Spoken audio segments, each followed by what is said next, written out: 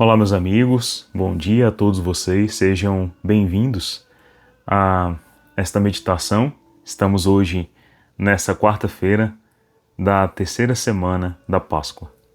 No dia de hoje, a liturgia, de uma maneira muito clara, mostra o nosso Senhor Jesus esclarecendo o coração de todos os seus discípulos e, por que não, de nós também, sobre quem Ele é, que de fato é a sua missão, né?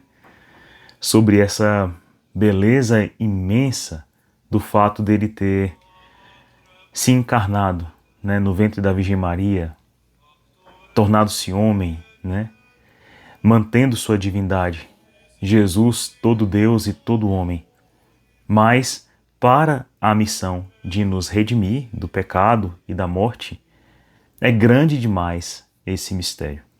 Então, Jesus explica de uma maneira muito categórica aqui, para que não ficassem dúvidas, né? E São João narra no capítulo 6, versículos de 44 a 51, desta maneira aqui, ó. Naquele tempo disse Jesus à multidão: Ninguém pode vir a mim se o Pai que me enviou não o atrair, e eu o ressuscitarei no último dia. Está escrito nos profetas: Todos serão discípulos de Deus. Ora, todo aquele que escutou o Pai e por ele foi instruído, vem a mim.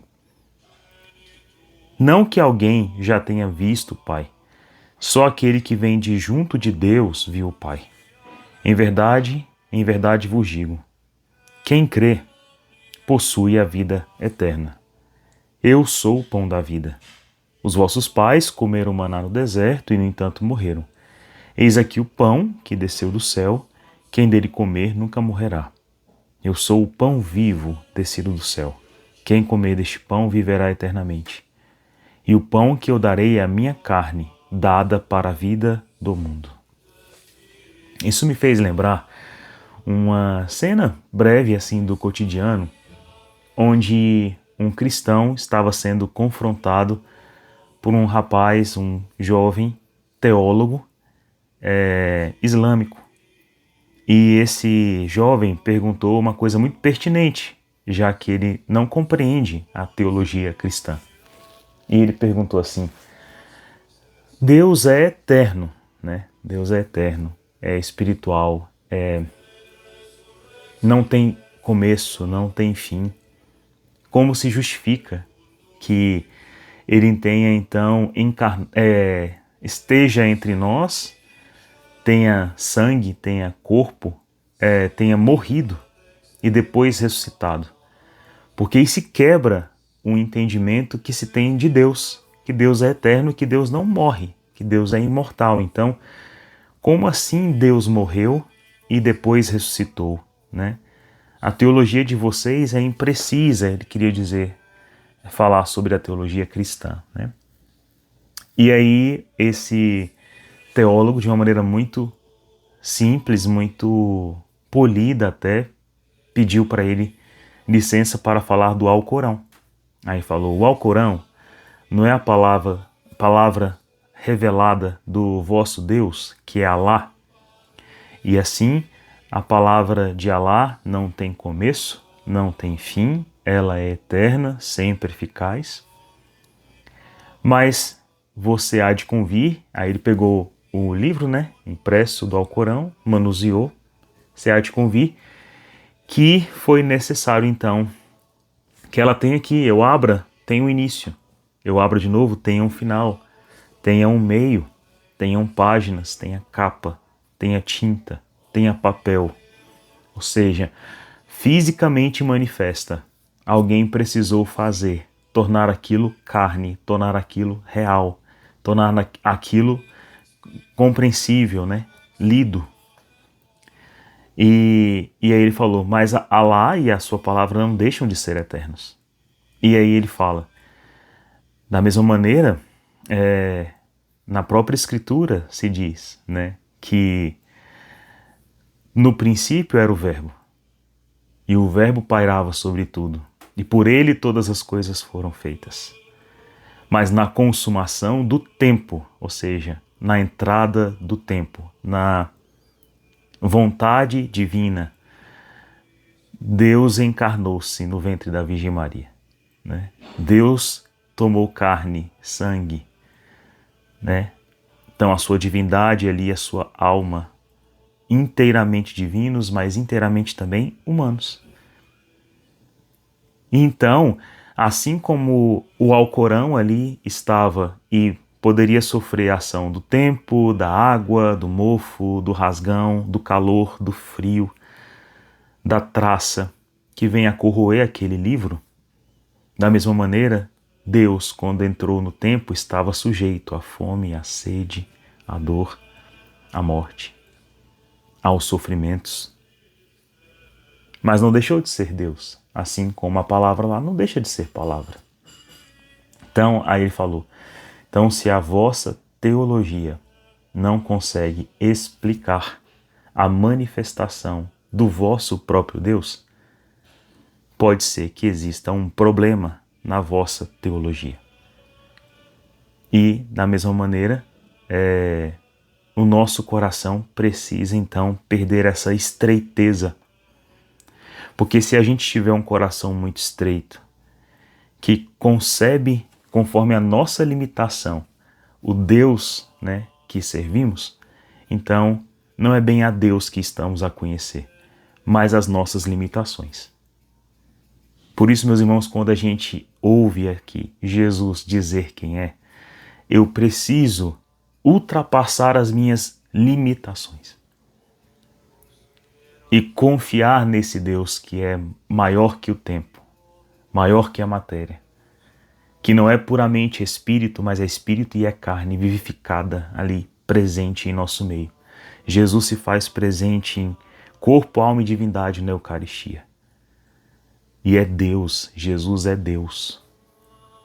Então, Jesus fala aqui de maneira muito clara: em verdade vos digo, quem crê possui a vida eterna. Eu sou o pão da vida. Vossos pais comeram maná no deserto, ou seja, algo perecível, e depois morreram. Mas eu sou aquele que desce do céu, ou seja, eu sou o eterno. E aquele que comer da minha carne nunca morrerá. Eu sou o pão vivo descido do céu. Porque ele é Deus. Além de tornar-se homem, ele também se faz alimento para nós, eucarístico. E quem comer deste pão viverá eternamente. E o pão que eu darei é a minha carne, carne dada a vida do mundo.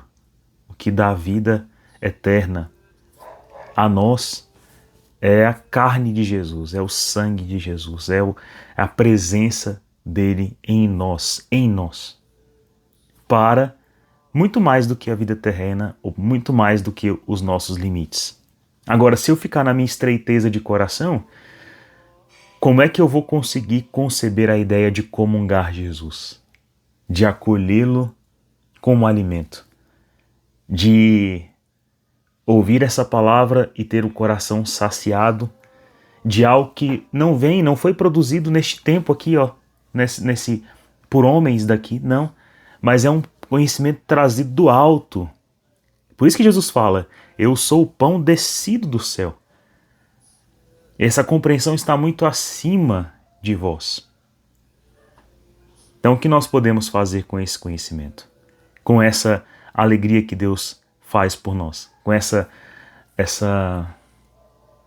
interminável misericórdia de, para nos redimir e nos levar à eternidade, Deus se fazer tão presente, se faz homem, se faz alimento. Como é que eu vou admitir isso? Pela fé, pela confiança, pelo amor e pela misericórdia que é própria de Deus. Porque se eu não tiver um coração misericordioso, né, que compreenda que Deus está fazendo de tudo para que a vida em mim seja viável, né, quando eu não consigo ter esse rebaixamento, essa humildade, essa consciência clara dos meus limites, mas consciência absoluta do poder de Deus, eu não me rebaixo, eu não me reclino, eu não cedo, eu não creio, eu não vivo, eu morro, eu pereço, eu seco, eu vegeto, eu fico só. Eu me limito, eu me castro, eu me rebaixo, eu me humilho. Mas se de repente eu passo a olhar assim, eu estou ouvindo a palavra de um Deus que me ama, que por mim morreu na cruz, que por mim assumiu uma humanidade perfeita. Se eu vejo dessa maneira, aí eu percebo como eu sou amado. Que grande graça, meu Deus, que misericórdia o Senhor ter feito tanto por mim. Eu nunca enxergaria em mim mesmo tamanho valor.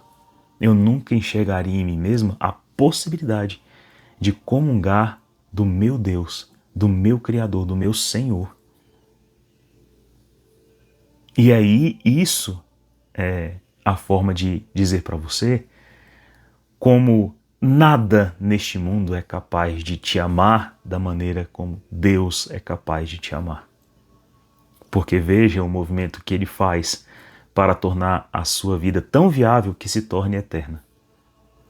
Tão possível que saia do tempo e vá para esse lugar onde Deus está, onde nada tem começo e nem fim. Nós ainda estamos no tempo precário e perecível de gestação, na qual a alma precisa ouvir o que Jesus diz e perceber se aí é o caminho. Essa é a verdade, essa é a vida, é o pão da vida, é o pão descido do céu, essa é a chave de entendimento que me falta e que não pode ser produzida neste mundo, mas que Cristo nos deu a entender.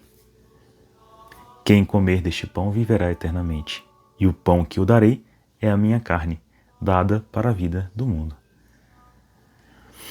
Para quem tem fé, não precisa de mais explicação. É isso. Deus abençoe você, tenha um santo dia, até amanhã.